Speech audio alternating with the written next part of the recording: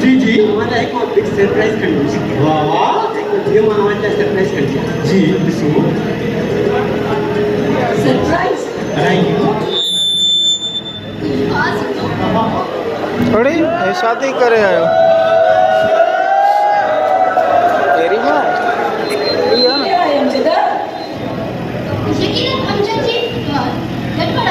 College में है ना नीलोफर आए। नीलोफर ये तो नीलोफर देना सेंड टू यू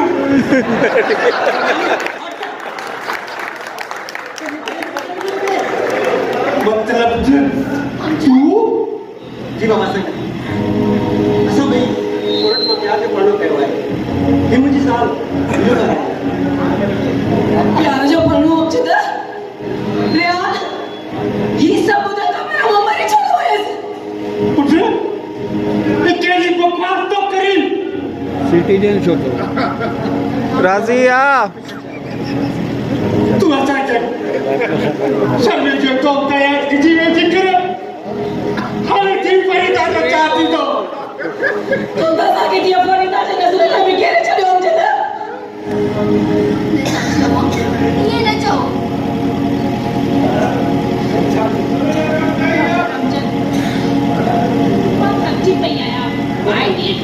गाली तानो यार के वाचा मुझे room the I can't afford this drama family.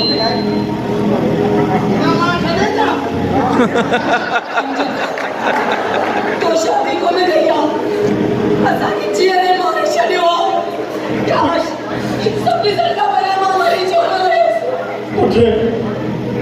किचनो चलो क्या होती परिता को चाहती तो sama kalian cewek ini भी ऐसा में शादी का नहीं नहीं सही जैसा कि कानून उत्तर है पर बटली के दिला सारी करण को मुल्क को सब कितने तो इजाजत है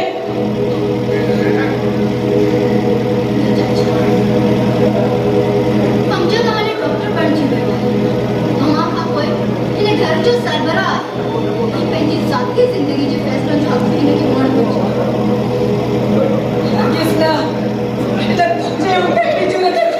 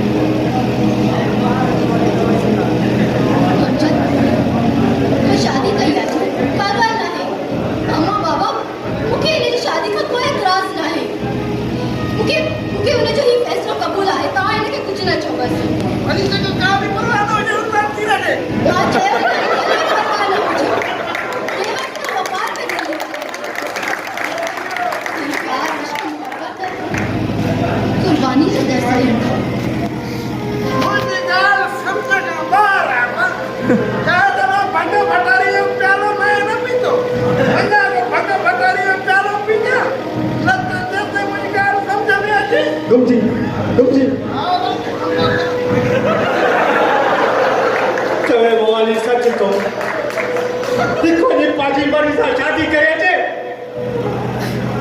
मथवारियों की मांग जावे थी तो आमी के न जाओ मुखे कोई त्रास ना है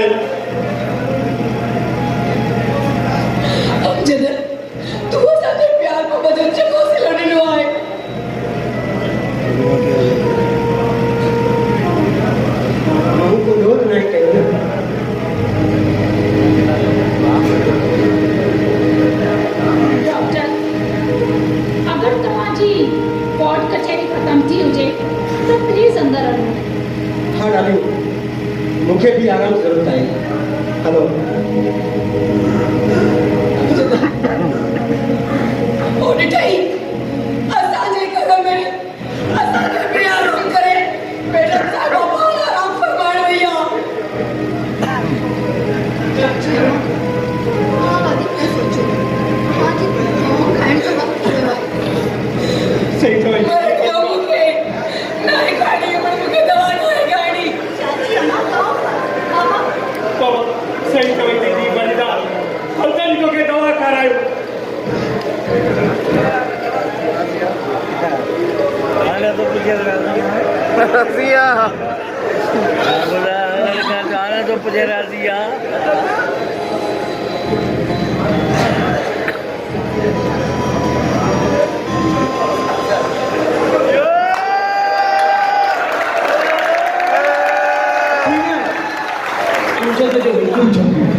तुम्हारी मोहब्बत जीरो ते आवती मोहब्बत का रात ना है जिका आउट या नॉट आउट थे सच्ची मोहब्बत करे भी नाकाम या आउट ना है थींदी इन जो मतलब त तू पांजी बेवकूफ ने के मोहब्बत समझण लगी आई प्यार इश्क मोहब्बत सियाणत जो कम किती है तुझे को भी समझ तुझे ला एतरो काफी आहे तो मुझी काल भी आमच्यात सा मोहब्बत हुई आज भी आमच्यात सा मोहब्बत आहे इस सुधाने भी आमच्यात साई मोहब्बत राहती तुझी नादानी सावरी केड़ी नादानी ने मोहब्बत आमच्यात सारा अरे वाकई में नादानी वाली बात तो सही कही मां एक तमाम बड़ी नादानी कही फरीदा कोई मुझे सच्चे चाहे छा थी लो नादानी बिखर जाती तमु केड़ी नादानी कही तू तो के पंजो हमदर्द हम अरे लोकी संगी दोसा पंजा सूर सलिया अन तू मने के प्यार चले पास कराए रहे हो सच तई वाली तू के पंजो सोट न पर पंजो हमदर्द समझ ही सब कुछ सही पर तू तो उनको दोस्ती जो रिश्ता भी कायम न रखी सके काश बचाने काश कंबर तुझे के मामा मर्द के समझाए तो औरत सा फकत आज की बशुकी का रिश्ता नहीं मनसूख थींदा पर मुझे अफसोस आए तुझी सोच बस फरीदा बस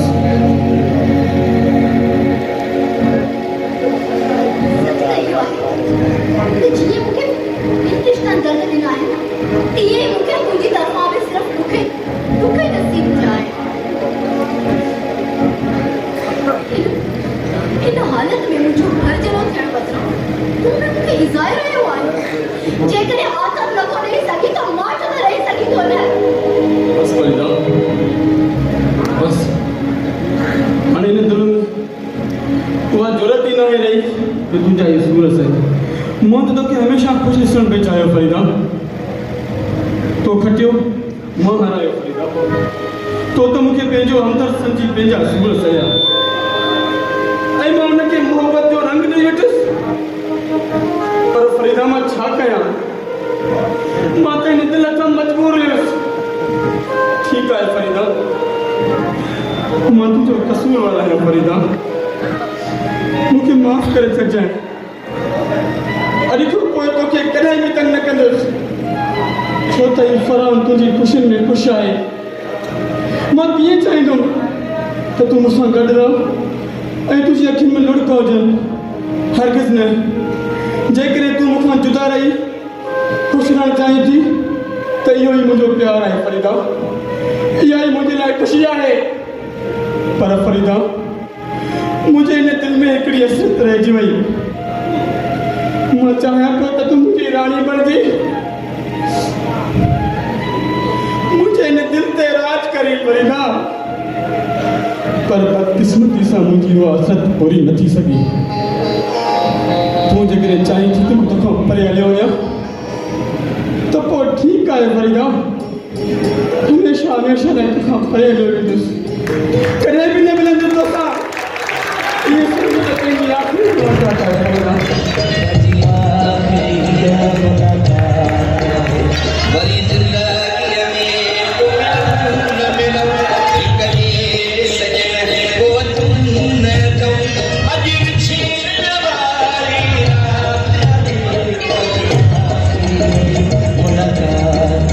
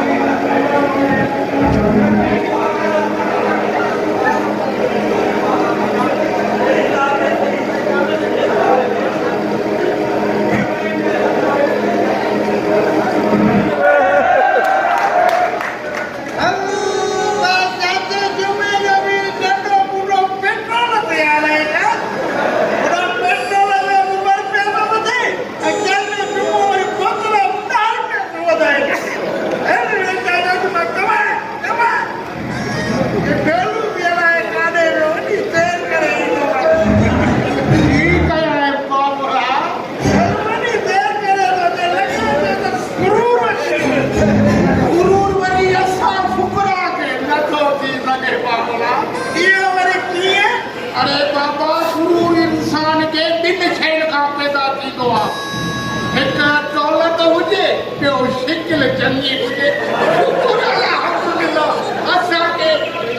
गुरू ई ख़तमु थिए शिकिल ई चङी न आहे पोइ असां गुरू काॾो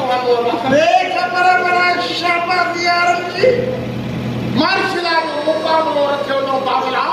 इहो मुक़ाबिलो मां कढींदुसि इंशाअल्लाह इंशाअल्लाह ठीक है बाबला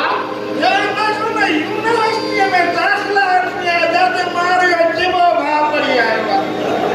अरे बाबा साजो वाली यूनिवर्सिटी साथे होगा बाबा अरे चरपट राजा उन यूनिवर्सिटी में डिग्री ना कभी भी सोनी साल भी मिले थी साल मिले थी बाबा कर यूनिवर्सिटी ने मुझे दाखला वती ने अगर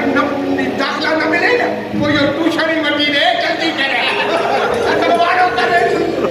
मेरी लॉटरी निकलेगी जल्दी कर हर जात करता है क्या करती मेरे चलिए अच्छा जात करे तो जल्दी कर अल्लाह तेरा को पूरे काट नाम जल्दी कर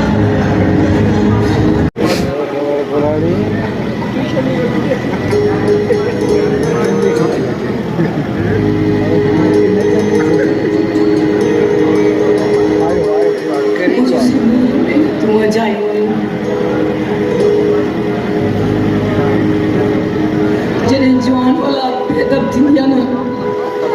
त अंदर में चीर पवंदा चीर हाणे आमच्या त पुट बि मुंहिंजे अंदर में चीर ॾिना खाली माची सही थी वो हेठो वो उन वटि बि कोन्हे का इहो रोज़ राड़ो हाणे बंदि कर थोड़ी ही ॾिस घर केॾो न गंदो लॻो पियो आहे जे तूं उते घर जी सफ़ाई करी त तुंहिंजी सिहत बि सुठी रहे ऐं हिन रोज़ राड़े खां बि बची पवी मां हिन घर जी सफ़ाई कयां बाक़ी मां कयां जे हिन घर में रहणो अथव न त पंहिंजे हिसे जो कमु करणो पवंदो आहे अमजद पी ओ अमजद पी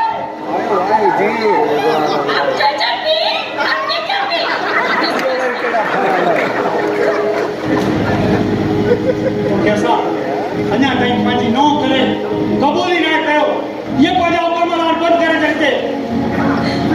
कंहिंजे क़बूल करण या न करण सां मूंखे को फ़र्क़ु नथो पए हा बाक़ी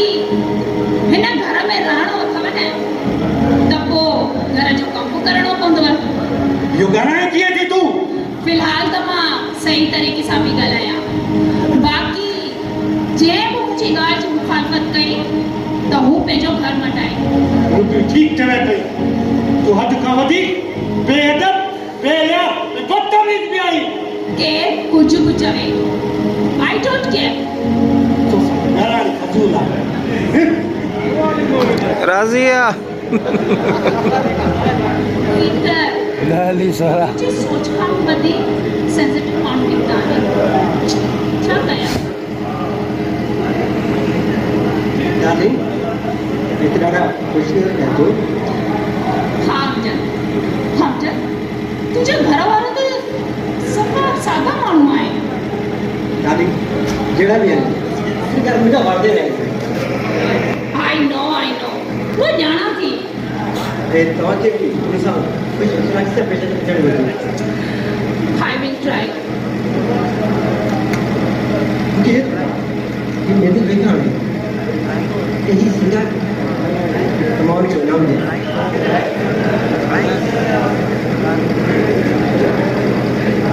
काम जानती है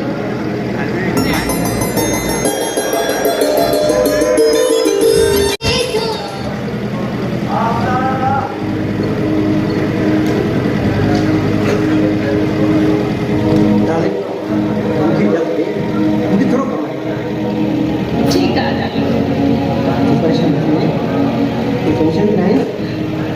नहीं बाय छाते ही घरवाला तो मुझे कबूली न था करे એને કેટલી એસી થો ગયો એને અમુક મજો ના થાય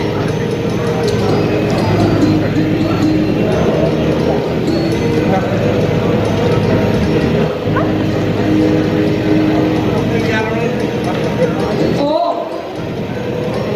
मिस फरीदा अचो अचो वेलकम मूंखे पंहिंजे घर में अचण या वञण जे लाइ कंहिंजी इजाज़त जी ज़रूरत आहे ओहो एटीट्यूड पसंद आयो असां सिधा माण्हू आहियूं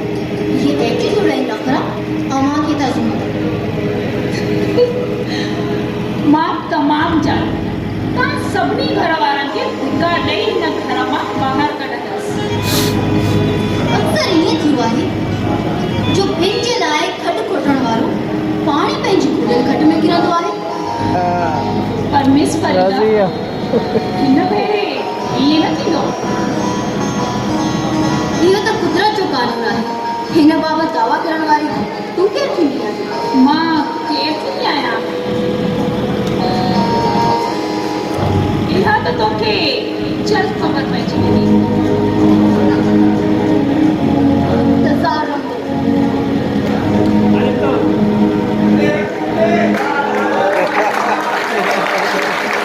हुन जज़ा मूं त अर्जी पियसि मूंखे पंहिंजे लाइ न पर चाची ऐं चाचा जे लाइ फिक्र न थी आहे आयो चाचो आयो कीअं बर्दाश्त कंदा हूंदा इन बदलिहाज़ बदतमीज़ी बेअदबी रज़िया तूं दिलगीर न थी असां तोसां गॾु आहियूं असां तो हर हाल में कटाई हाँ साईं पाण खां वधीक अव्हांजो वञो आहे मां अव्हांजी कैफ़ियत खे सम्झी सघां थी वालदेन जे लाइ औलाद जे मथे सूर मिसल हूंदो आहे पर औलाद जो बेअदब थियणु नासूर मिसल हूंदो आहे असांखे अमजद जो नीलो फुल न पर पंहिंजे पुटु अमजद जो दुख थियो जे अहिड़ियूं अखियूं पूरो पियो आहिनि जेके माउ पीउ जी तकलीफ़ बि नज़र नथी अचे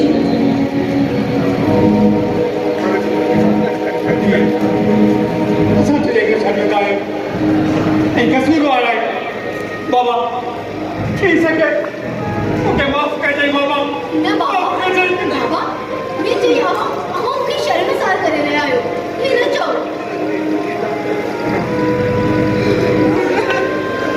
अगरि तव्हांजी दर्द कथा पूरी थी हुजे